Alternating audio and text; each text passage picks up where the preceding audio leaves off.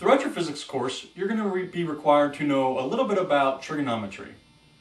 Specifically, you're going to have to know about trigonometry functions, like sine, cosine, and tangent, and how these three functions are used to calculate the properties of a special kind of triangle called a right triangle.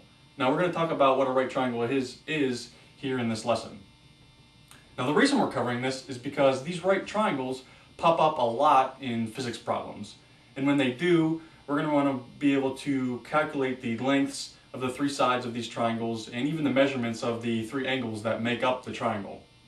Now as we go through this lesson and subsequent lessons, you'll be able to better understand why we're covering this and the importance of it. For now, let's get started with a little bit of trigonometry.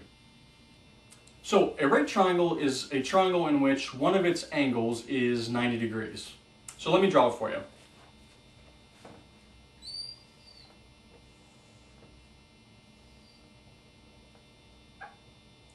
So this is our right triangle, and this angle right here, which I've labeled with a square, is our 90-degree angle.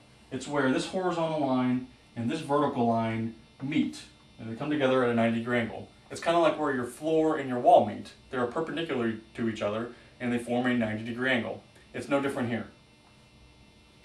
So the next thing we want to do, and now that we have our triangle drawn, is label the three sides of this triangle. And we'll call this side X, and we'll call this side, this vertical side, Y. And so X and Y just represent how long the horizontal and the vertical sides of this triangle are.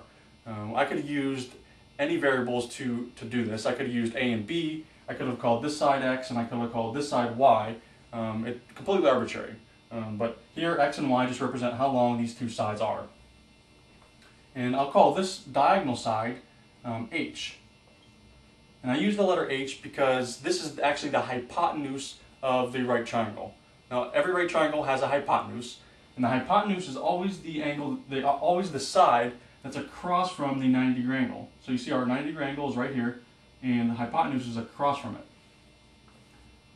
And the hypotenuse, side H here, is always going to be longer than the other two sides of the triangle. So here it's longer than side X, and it's also longer than side Y. And so this is our basic setup for a right triangle. Now I'll warn you that if you see this triangle in a different orientation, don't get confused. So what I mean is this. I could have had a triangle that looked like this, with a 90-degree angle up here, indicated by the square in the triangle, and the hypotenuse again would be across from the 90 degrees angle, and so this side right here would be the hypotenuse. And so I have the 90-degree angle on top and the hypotenuse on the bottom, and it doesn't really matter. It's still a 90-degree, or it's still a right triangle. I kind of just flip this triangle on its side. And so, if you see a right triangle like this, don't get confused. For now, we're going to deal with this triangle. And so the goal here of this section is to relate sides X, Y, and H with the three angles of this triangle. And so we know this angle, which is 90 degrees, so we'll ignore that for the time being.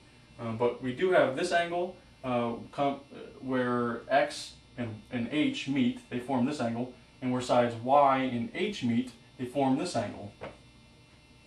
And so let's say we want to relate this angle right here with sides X, Y, and H. And we'll call this angle theta.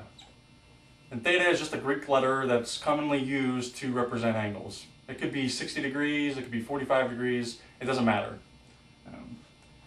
And so the goal here is to relate this given angle theta with sides X, Y, and H.